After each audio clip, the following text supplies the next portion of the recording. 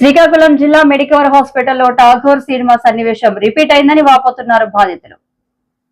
శ్రీకాకుళం జిల్లా మెడికవర్ హాస్పిటల్లో ఠాగూర్ సినిమా సన్నివేశం రిపీట్ అయిందని వాపోతున్నారు బాధితులు. కోన్రు త్రినాథరావు అనే వ్యక్తి చికిత్స పొందుతూ మృతి చెందడంతో ఆయన బంధువులు హాస్పిటల్ వద్ద నిరసనకు దిగారు.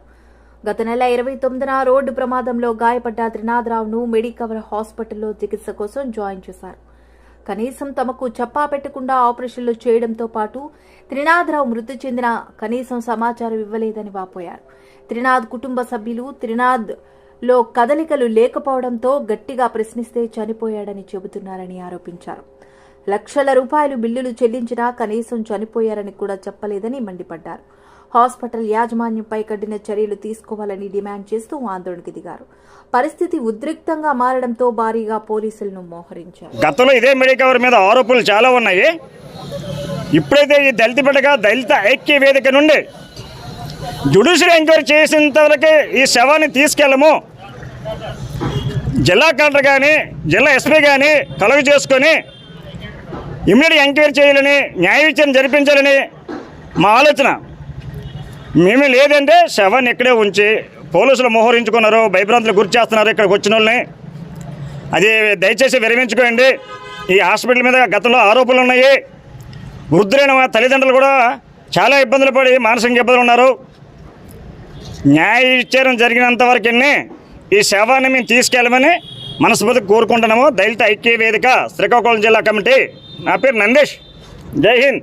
ఇప్పుడు ఎప్పుడు చనిపోయారండి? అసలు 3 రోజుల క్రితం చనిపోయారు అంటున్నారు, ఇప్పుడు ఈ రోజు నిన్న చనిపోయారు అంటున్నారు. వాళ్ళు 3 రోజుల ముందు నుండి పేరెంట్స్ అబ్బాయి దగ్గరికి మూవ్మెంట్ చూసుకొని డాక్టర్లు సంప్రదిస్తుండే, డాక్టర్లు ఏమో పర్వాలేదు, అది రికవర్ అయిపోద్దమ్మా, మందులు కొద్దిగా ఓవర్ డోస్ అయ్యింది, రికవర్ అవుతాడనే చెప్తున్నారట. కానీ ఇక్కడ ఉండే వాళ్ళకి, పేషెంట్ దగ్గర ఉండే వాళ్ళకి, కానీ చచ్చిపోయిన విషయం అయితే బయటపెట్టలేదు. తీరా వీళ్ళేమో ప్రెస్ చేశారు.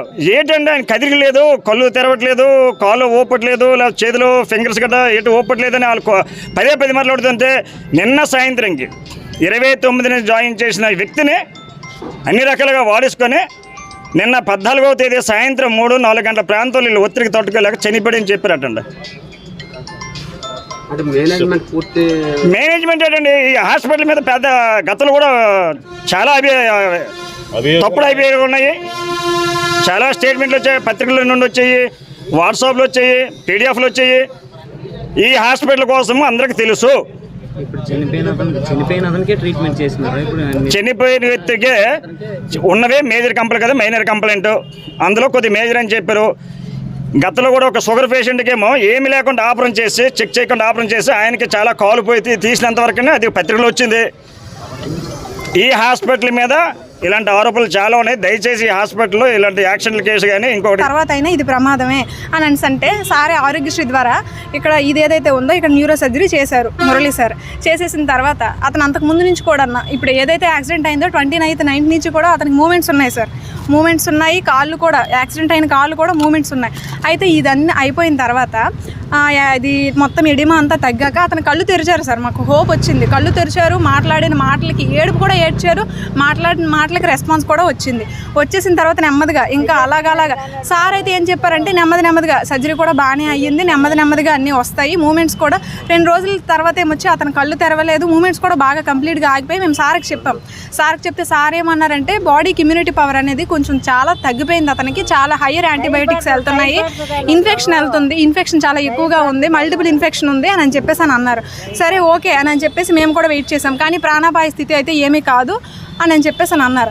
అయితే మా అన్నయ్య కూడా శతవిధాలుగా సెకండ్ ఒపీనియన్ ఏవైతే ఉన్నాయో డాక్టర్స్ కూడా మిగతా వాళ్ళు ఇతనైతే ఏం చెప్పారో మిగతా వాళ్ళు కూడా అదే చెప్పారు, సర్జరీ అయితే పడదు, మెడికేషన్ ద్వారా క్యూర్ అయిపోతుంది. సో మేము ఇక్కడ కూడా లీడ్ తీసుకొని రేపు ఎప్పుడూ అవ్వాల్సిన సర్జరీ ఎందుకని చెప్పి ఇప్పుడే సర్జరీ కోసం కూడా సర్జరీది కూడా మేము చేసేసాం. అతను కళ్ళు తెరిచాడు, అతనికి మూమెంట్స్ వచ్చాయి, సరే అంతా బాగుంది, ఇంకొక 1 వీక్లో బయటకు వచ్చేస్తాడు అని అనుకునే టైంలోన ఏం చేశారనంటే అతనికి ఆదివారం నుంచి మూమెంట్స్ అన్నీ పడిపోయినాయి. అది ఆదివారమా శనివారమా 2 రోజుల నుంచి మూమెంట్స్ అన్నీ పడిపోయినాయి, బాగా పడిపోయి. సార్ని అడుగుతుంటే సార్ అంటున్నారు నెమ్మదిగా రికవరీ అవుతారని చెప్పేసి ఇద్దరు చెప్పారు. ఓకే అదంతా ఓకే. ఆ తర్వాత మాకు ఎప్పుడు చెప్పారంటే ట్యూస్డే మంగళవారం పొద్దున్న సార్, పొద్దున్న ఫోన్ చేసి ఒక నిమిషం ఆగు నువ్వు, మంగళవారం పొద్దున్న ఫోన్ చేసి ఏం చెప్పారంటే ఆ తల్లి ఆవేదన అలా ఉంటుంది. ఏం చెప్పారనంటే కండిషన్ చాలా క్రిటికల్గా ఉంది, ఏమీ చేయలేం, కష్టం, నొరాడ్ ఇంజెక్షన్ లేకపోతే ఆ సిస్టర్ని వెళ్ళి అడిగితే చెప్పేది ఏంటంటే ప్రెజెంట్ అతను వెంటిలేషన్ మీద ఉన్నారు, ఆ నొరాడ్ ఇంజెక్షన్ ఏదైతే ఉందో అది లేకపోతే కంప్లీట్గా అతని హార్ట్ బీట్ కూడా బీపీ మొత్తం పడిపోయింది సార్, అది పడిపోయింది. ఆ ముందు ఒకవేళ మేము అడుగుతున్నది ఏంటంటే అసలు అతను ఎందువల్ల చనిపోయారు?